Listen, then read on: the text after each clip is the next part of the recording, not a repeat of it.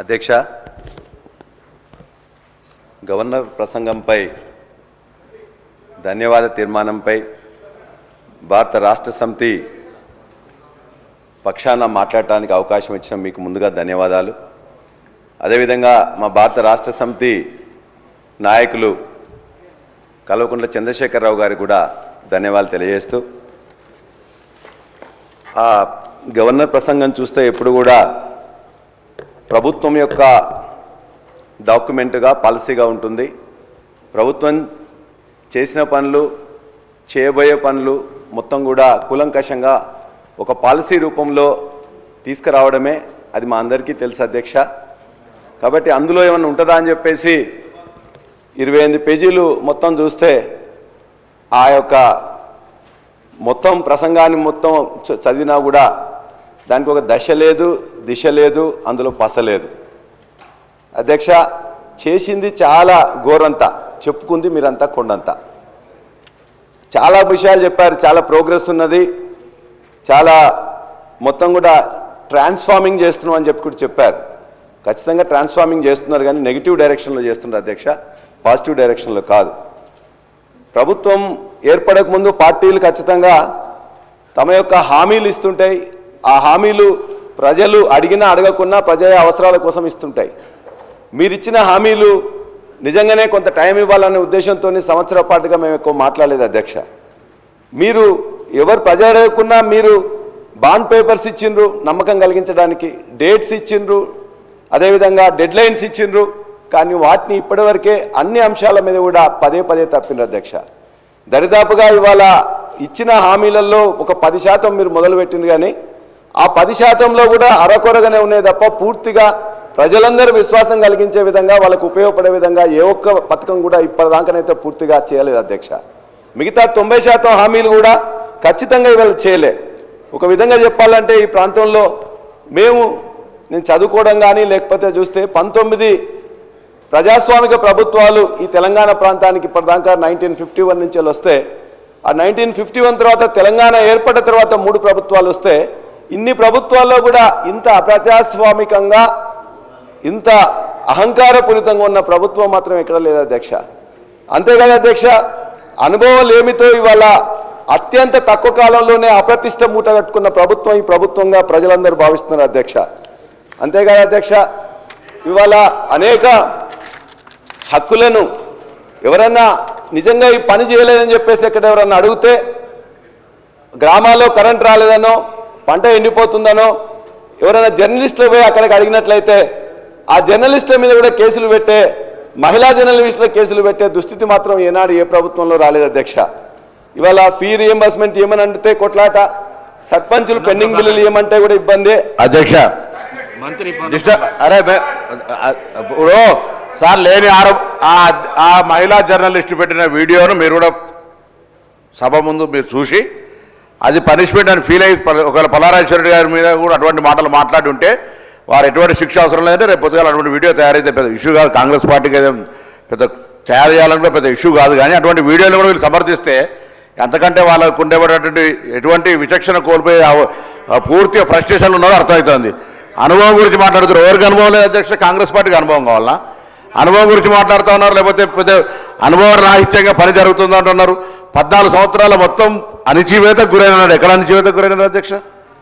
ప్రజాస్వామ్యమే లేదని చెప్తా ఉన్నారు. 14 సంవత్సరాలు ఇటువంటి పద్ధతి మాట్లాడితే నేను దయచేసి సభకు సంబంధించి గవర్నర్ గారి ప్రసంగం మీద వారు చెప్పమనండి. వారికి విమర్శించదలుచుకున్నది మేము నెగటివ్ రోడ్లో పోతున్నామంటే మాకే అభ్యంతరం లేదు.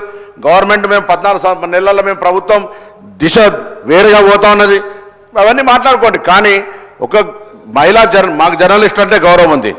జర్నలిస్టులకు కాంగ్రెస్ పార్టీకి సంబంధించి ఎన్నడూ కూడా మేము అట్లా సొంత పత్రికలు సొంత టీవీలు పెట్టుకోవాలని ప్రయత్నం ఎన్నడూ చేయలేము. మేము జర్నలిస్టుల మీద విశ్వాసం అనేది మంచి రాయాలి, చెడుగు రాయాలని.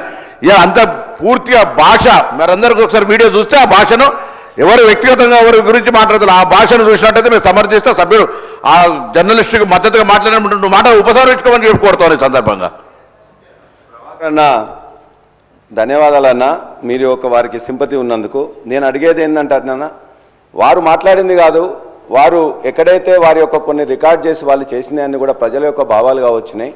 ఒకవేళ వాళ్ళు మహిళలు కాబట్టి నా రిక్వెస్ట్ ఏంటంటే మా రిక్వెస్ట్ ఏంటంటే అధ్యక్ష, ఇద్దరు మహిళా జర్నలిస్టులని టెర్రరిస్టులు చేసింది కాబట్టి ఆ రేవతి తన్వి యాదవ్ మీద కొద్దిగంత సానుకూలంగా మీరు దయచేసి ఆలోచించి వాళ్ళని విడుదల చేయాలని కోరుతున్నాం. అదేవిధంగా ఇది ఒక పాలసీ ఉందని చెప్పేసి అనుకుంటే పాలసీ మాత్రం వాళ్ళ యొక్క మీరు చూడండి అధ్యక్ష ఎట్లా ఉన్నాయి వాళ్ళ ఫోటోలు. ఇవాళ తెలంగాణ అస్తిత్వం మీద ఇక్కడ చాలా అంశాలు మీరు రాశారు. ఇందులోనే ఒకటేం చేసిండ్రు, మొత్తం కూడా ఆనవాళ్ళన్నింటి కూడా ఉండకుండా చేస్తామని తెలంగాణ తల్లి రూపురేఖలను మార్చారు. తెలంగాణ స్టేట్ టీఎస్ అని ఉంటే టీజీ అని మార్చారు. ఇవాళ లేటెస్ట్గా గవర్నర్ గారి ప్రసంగం చేసిన రోజునే వాళ్ళు ఇవాళ ఒక ఎడ్యుకేషన్ డిపార్ట్మెంట్ రిలీజ్ చేసింది అధ్యక్ష లోగో. ఆ లోగోలో ఇప్పుడు ఇంతకుముందు ఎప్పుడైతే కాకతీయ కళాతోరణాన్ని చార్మినార్ని తీసేస్తామని చెప్పేసి అంటే ఆనాడు ప్రజలందరూ అదేవిధంగా మేధావులు అందరూ కూడా చెప్తే దాని మీద వెనక్కి తగ్గినట్టు తగ్గింది. కానీ ఇవాళ మరలా దాన్నే ఇవాళ మొత్తం కూడా తెలుగులో కానీ ఇంగ్లీష్లో కానీ మరి రిలీజ్ చేసిన దాంట్లో ఆ రెండు లేకుండానే ఇచ్చారు. అంటే ఇది కావాలని చేసిండ్రా లేకపోతే మొత్తం మార్చాలని చెప్పేసి అనుకున్నారో దయచేసి మీరు ఆలోచించాలి. ఇవాళ కాకతీయ కళాతోరణం కానీ చార్మినార్ కానీ రాజముద్ర నుంచే తొలగించడం ఖచ్చితంగా చారిత్రక ద్రోహం తప్ప మరొకటి కాదు అధ్యక్ష. చేస్తే లోపాయికారిగా గోప్యంగా చేయాల్సిన అవసరం లేదు. ఆనాడు ఈ యొక్క కాకతీయుల మీద గాసుద్దీన్ తుగ్లక్ దాడి చేసిండ్రు, ఇవాళ ఈ యొక్క కాంగ్రెస్ ప్రభుత్వం దాడి చేస్తూ ఉన్నది.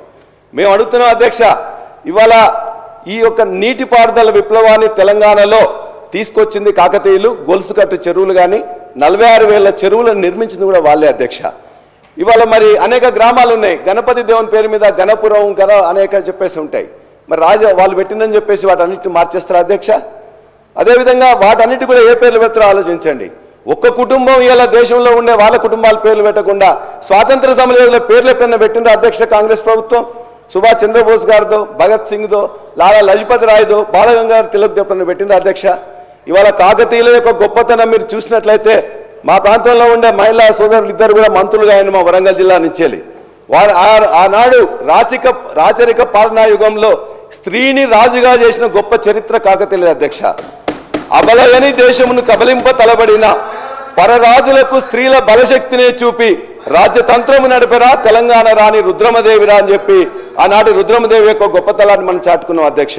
మరి అంతేకాదు ఇవాళ అందశ్రీ గారు రాసిన రాష్ట్ర గీతంలో కూడా అనేక మార్పులు చేయాల్సి వస్తుంది. మీరు ఒకవేళ ఇదే అనుకుంటే అందశ్రీ గారు మా జనగామ నియోజకవర్గం రేపర్తి గ్రామవాసి.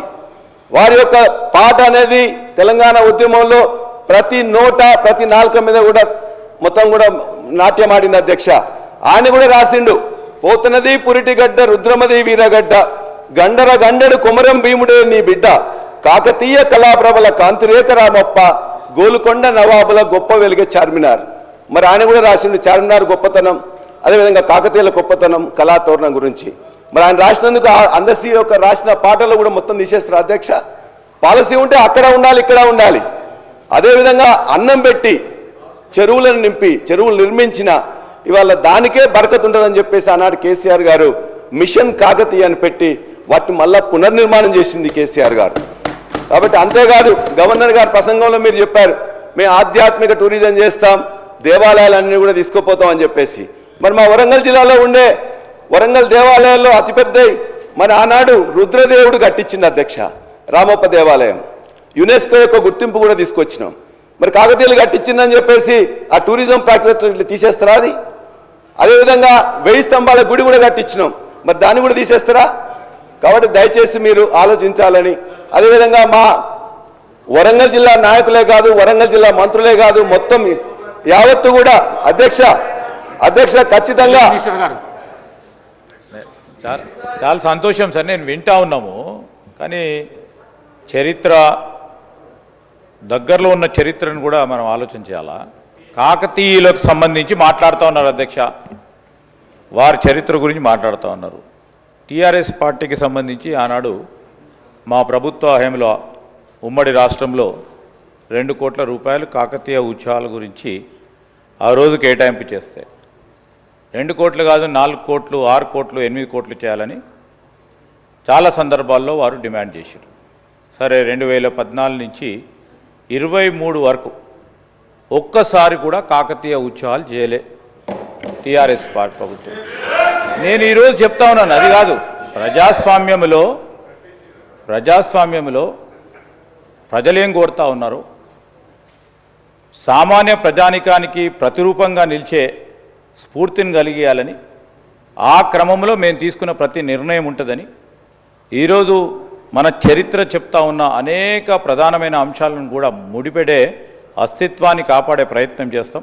నేను రాజేశ్వర రెడ్డి గారు విద్యాధికుడు అధ్యక్ష, కేవలం నేను వాడిని కోరుతా ఉన్నాను, టీఆర్ఎస్ పార్టీ పరంగానే పోకుండా డెఫినెట్లీ ఒక ప్రొడక్టివ్ ఆలోచనలు ఇస్తారు, ఒక పాజిటివ్ ఆలోచనలు ఇస్తారు. ప్రభుత్వం 14 నెలల నుంచి చేసే కార్యక్రమం ఇది చేస్తే బాగుంటుందని ఆలోచన చేస్తారు.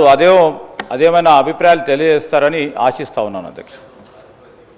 శ్రీధర్ అన్న, ఖచ్చితంగా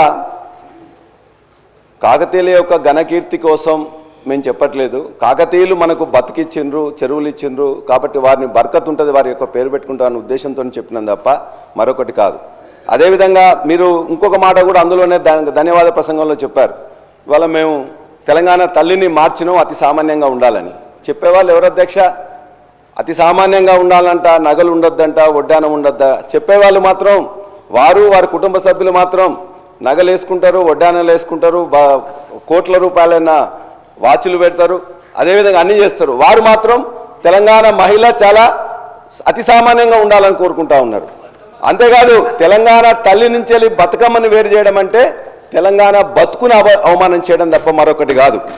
తెలంగాణ తల్లి ఉద్యమాగ్నిలో పుట్టింది, ఎవరి కుట్రల నుంచేలో, కువారం నుంచేలో, ఓర్వలేని తన నుంచేలో పుట్టలేదు అధ్యక్ష.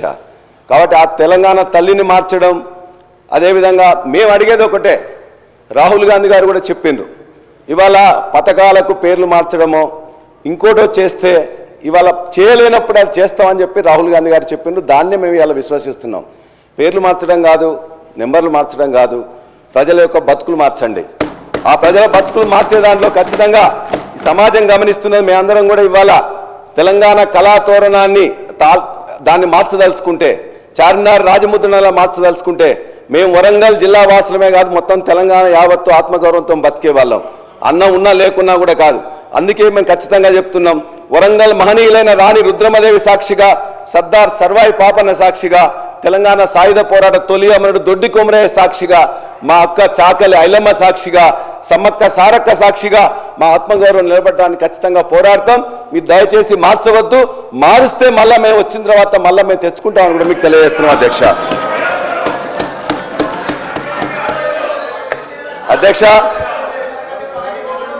అధ్యక్ష వ్యవసాయ రంగం గురించి చాలా అందులో చెప్పారు. వ్యవసాయ రంగంలో 2014లో ఉండే పరిస్థితి ఏంటి, ఇవాళ పరిస్థితి ఏంటని చెప్పేసి ఒక్కసారి దయచేసి ఆలోచించండి అధ్యక్ష. ఇవాళ అందులో కూడా చెప్పారు వాళ్ళు ఏమైంది అధ్యక్ష, బ్రహ్మాండంగా మొత్తం కూడా ఇవాళ దేశంలో నెంబర్ 1గా చేసినామని చెప్పేసి దేశంలో నెంబర్ 1గా చేసి మీకు అందించిన 2014లో 14-15వ స్థానంలో ఉండే వరి విస్తీర్ణం కానీ, ఉత్పత్తి కానీ, ఉత్పాదకతలో నెంబర్ 1 చేసి మీకు అందించిన 2024 లెక్కలు చూడండి. ఆనాడు 24 లక్షల మెట్రిక్ టన్నులు వస్తే 141 లక్షల మెట్రిక్ టన్నుల వరి ధాన్యాన్ని మొత్తం కూడా ఎఫ్సీఐకి అందించింది కూడా ఇలా గత ప్రభుత్వం. దాని నుండి ఇంకా మంచిగా చేయండి, ఖచ్చితంగా మేము ఆహ్వానిస్తాం, మీకు మద్దతు ఇస్తాం. అంతేకాదు అధ్యక్ష, ఇవాళ మా పవర్ మినిస్టర్ గారు కూడా ఉన్నారు. ఇవాళ అనేకం కూడా లో వోల్టేజ్తో అనేక కరెంటు మోటార్లు కాలిపోతున్నాయి అధ్యక్ష. ఇష్యూ ఏంటంటే అధ్యక్ష, ఇంతకుముందు 24 గంటల కరెంటు మేము ఇచ్చినప్పుడు మీ యొక్క రికార్డులో కూడా మీరు చూసినప్పుడు, సరే మీరు చూడండి, ఇవాళ మీ యొక్క పవర్ మినిస్టర్ గారు ఉన్నారు. ఇవాళ నీళ్లు, భూగర్భంలో నీళ్లు తగ్గిపోయినప్పుడు, ఇవాళ మొత్తం మీద చెరువుల్లో నీళ్ళు లేనప్పుడు, రిజర్వాయర్లో నీళ్ళు లేనప్పుడు ఒకటేసారి కరెంట్ ఇవ్వడం వల్ల మొత్తం కూడా లో వోల్టేజ్ వచ్చేసి ఇవాళ అనేక మోటార్లు కాలుతున్నాయి, ట్రాన్స్ఫార్మర్లు కాలుతున్నాయి, దీపావళి టపాసుల్లో పేలిపోతున్నాయి. కాబట్టి దయచేసి ఆ కరెంటుని ఇప్పటికైనా 50% ఎండిపోతుంది కాబట్టి కరెంటు పూర్తిగా ఇవ్వాలని చెప్పేసి మీ ద్వారా మన యొక్క ఆర్థిక శాఖ మంత్రి పవర్ మినిస్టర్ గారిని కోరుతున్నాం. అంతేకాదు అధ్యక్ష, నా యొక్క నియోజకవర్గం మొత్తం కూడా దేవాదుల ఆయకట్లో ఉంటుంది. దేవాదుల ఆయకట్లో నిజంగా దాని గురించి చెప్పాలంటే రాస్తే రామాయణం అంతా, చెప్తే భారతం అంతా అధ్యక్ష. ఎందుకంటే మా పక్కనే ఇవాళ దరిదాపుగా 1,50,000 ఆయకట్టు ఉంది అధ్యక్ష. ఈ యొక్క ప్రభుత్వం యొక్క నేరపూరిత నిర్లక్ష్యం వల్ల ఆర్థిక శాఖ మంత్రి గారు, అదే ఎల్ఏ మినిస్టర్ గారు కూడా చూస్తున్నారు, దయచేసి ఇవాళ ఈ ప్రభుత్వం యొక్క నేరపూరిత నిర్లక్ష్యం వల్ల గత 60 రోజుల్లో 40 రోజులు మాత్రమే పంపులు నడిపినారు. దరిదాపుగా 5,14,000 ఎకరాలకు ఆయకట్టు ఇవ్వాల్సి ఉంటే కనీసం 3 లక్షలు ఇస్తామని చెప్పిండ్రు. ఆ 3 లక్షలకు కూడా ఇవాళ ఏం చేసిందంటే అధ్యక్ష 34 రోజులు ఒక 6 కోట్లు 7 కోట్లు పేమెంట్ చేయలేక ఓఎండ్ఎం స్టాఫ్ మొత్తం స్ట్రైక్ చేస్తే ఇలా కింద ఎస్సీ కానీ డిఈ కానీ లేకపోతే ఈఎన్సీ కానీ చివరికి రాహుల్ బొజ్జ గారు కూడా ఫోన్ చేసినాం, మినిస్టర్ గారు ఇరిగేషన్ మినిస్టర్ గారు కూడా ఫోన్ చేస్తే లాస్ట్కి 30 రోజుల తర్వాత 6 కోట్లు ఇచ్చింది అధ్యక్ష. ఎంత నేర్పూరిత నిర్లక్ష్యం అధ్యక్ష. 6 కోట్లు ఇవ్వకుండా ఇలా 600 కోట్ల నష్టం జరుగుతుంది ఇలా దేవాదుల ఆయకట్టుకి. మీరు దయచేసి నేను చెప్పింది తప్పైనట్లయితే ఆ 34 రోజులే కాకుండా ఆ తర్వాత మళ్ళీ 3 రోజులు బంద్ అయింది, మళ్ళీ ఆ తర్వాత 3 రోజులు బంద్ అయింది. నా ప్రాంతంలో ఉండే ఇలా తపాస్పల్లి మొట్టమొదటిసారిగా 10 ఏళ్లలో 2 పంటలు ఇచ్చింది, ఇలా మొట్టమొదటిసారిగా ఎండిపోయింది. ఓ దిక్కున తపాస్పల్లికి నీళ్ళు రావడానికే రావు. మా పక్కన బీర్లయ్య గారు వస్తారు, బీర్లయ్య గారు వచ్చేసి వారికి దాని కింద ఆయకట్టు ఉండదు, కాలువలు ఉండవు. కానీ మొత్తం కూడా వాళ్ళంతా నాయకులను తీసుకొచ్చి అన్న తపాస్పల్లి మొత్తం మాకే రావాలి, ఇటు కేసీఆర్ గారు తీసుకోపోతున్నారు, హరీష్ గారు తీసుకోపోతున్నారు అంటున్నారు. అసలు అక్కడ నీళ్ళే లేవు. నీళ్ళు రాకపోవడానికి అలా ఓఎండే 34 రోజులు స్ట్రైక్ చేసింది. అదేవిధంగా కింద గండి రామారావు గారికి స్టేషన్ కనుపూర్ ఎమ్మెల్యే వస్తారు, ఆడ ఆయకట్టు ప్రతిపాదిత లేదు, ఏం లేదు, మేము తీసుకోపోతాం అంటారు. అసలు నీళ్లు మోటార్లు బంద్ అయితే ఓఎండ్ఎం స్టాఫ్ స్ట్రైక్ చేస్తే ఇవాళ అధికారులు ఏం చేస్తున్నారు, ప్రభుత్వం ఏం చేస్తుంది? చీమ కుట్టినట్టు లేకుండా ఇలా 600 కోట్ల నష్టం జరిగిన ఈ ప్రభుత్వానికి చీమ కుట్టినట్టయినా ఉందని అడుగుతున్నా. నేను చెప్పేది అబద్ధం అయితే ఇలా ఈ యొక్క మీ అందరి సాక్షిగా నా ముక్కు నెలకు రాస్తా. 34 రోజులు 6 కోట్లు ఇవ్వలేక ఇవాళ చేసిందంటే ఇది చేతగాని ప్రభుత్వం అనాలా ఏమనాలో చెప్పాలి అధ్యక్ష. చాలా బాధ అధ్యక్ష. అంతేకాదు అధ్యక్ష, ఇవాళ ఇదే పరిస్థితి మొత్తం రాష్ట్రం మొత్తం మీద కూడా ఉంది అధ్యక్ష. మళ్ళీ చెప్తారు వ్యవసాయ రంగంలో మేము బాగా చేసినామని చెప్పేసి మా రామచంద్రని ఇంతకుముందే మాట్లాడి చెప్తున్నాడు. అధ్యక్ష, భారతదేశంలో కానీ ప్రపంచంలో కానీ ఎప్పుడు ఎవరు వ్యవసాయానికి పెట్టుబడి ఇవ్వాలని ఆలోచించారు అధ్యక్ష. ఒక కేసీఆర్ గారే ఆలోచించి 72 లక్షల మంది రైతులకి 80,000 కోట్ల రూపాయలని 12 విడతల్లో ఇచ్చిండ్రు అధ్యక్ష. మీరు కూడా చెప్పిండ్రు, మీరు అప్పుడు ఏమన్నారు? మేమన్నా పిచ్చోళ్ళమా, ఎడ్డోళ్ళమా, మేము ఇయ్యమా? మేము కూడా ఖచ్చితంగా ఇస్తామని చెప్పిండ్రు. మేము సంతోషం అనుకున్నాం. అర్రాజు పెట్టినట్టే పెట్టిండ్రు. 10,000 కానీ మేము 15,000 ఇస్తామని చెప్పిండ్రు. ఏమైంది అధ్యక్ష?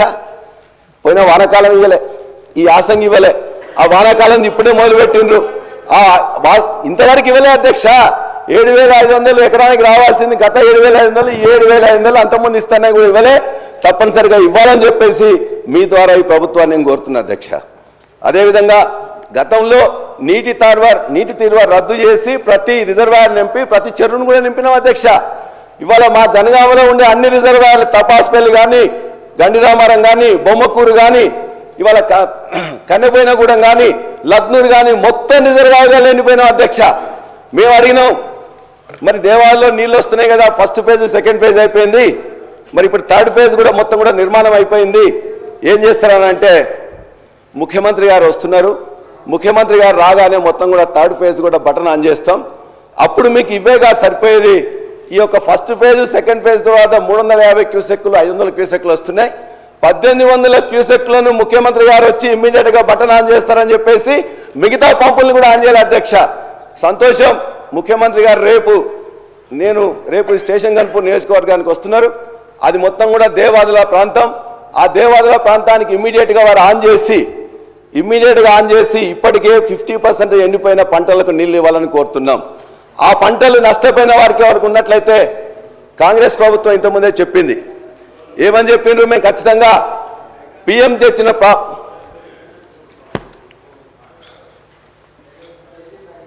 పిఎం గారు తెచ్చిన ఏదైతే పంటల బీమా పథకం సరిగ్గా లేదు, ఇంతకుముందున ప్రభుత్వం పట్టించుకోలేదు, మేమైతే తీసుకొస్తామని చెప్పేసి మొత్తం చెప్పిండ్రు.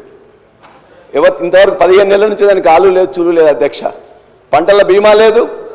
ఇప్పుడు దయచేసి రేపు ముఖ్యమంత్రి గారు ఆన్ చేసిన తర్వాత కూడా ఎండిపోయిన పంటలు ఏమన్నా ఉన్నట్లయితే వాటికి దయచేసి ఎకరానికి 20,000 రూపాయలు.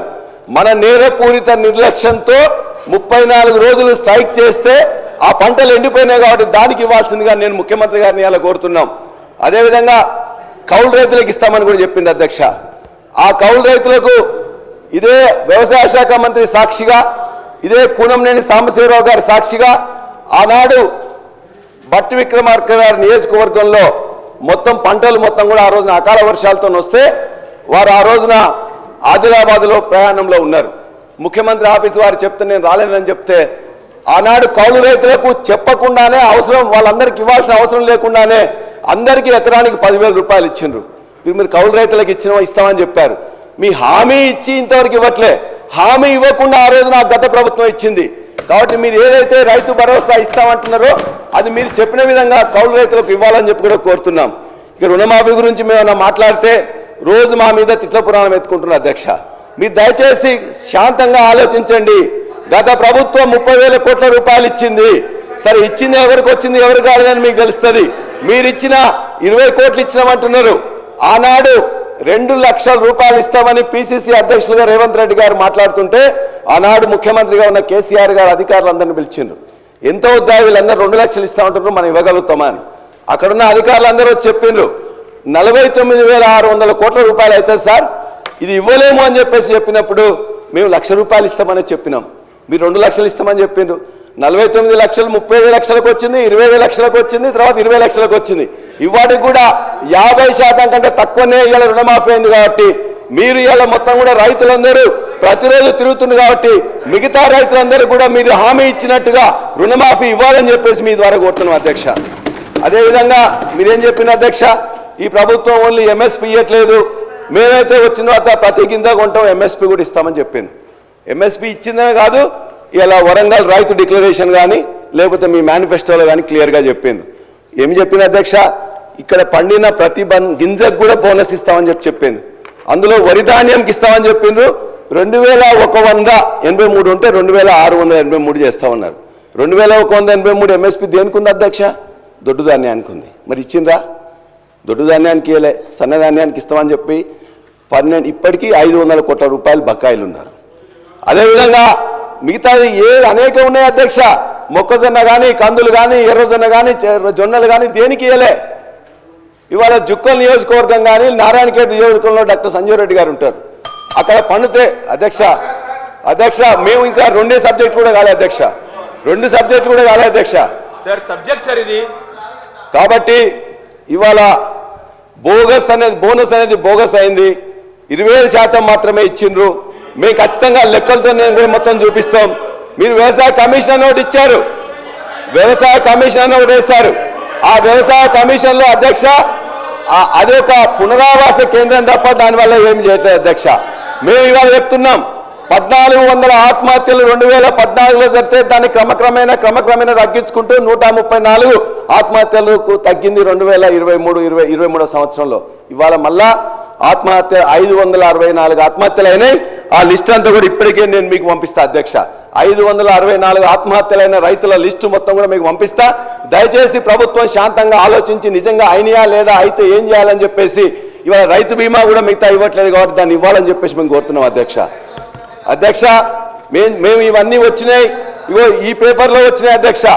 ఇవన్నీ కూడా మా పేపర్ కాదు అధ్యక్ష. ఇవాళ కరెంటు కానీ బోనస్ కానీ మిగతా అన్ని అంశాలు కూడా ఇందులో వచ్చాయని మీకు తెలియజేస్తా ఉన్నాను.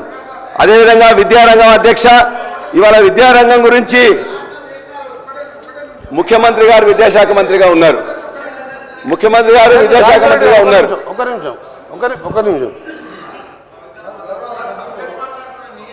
గౌరవ సభ్యులు పల్లా రాజేశ్వరరెడ్డి గారు ఇప్పుడు అంటే హౌస్ను మిస్గైడ్ చేస్తుంది కాబట్టి నేను ఇంటర్ఫియర్ అవుతున్నాను.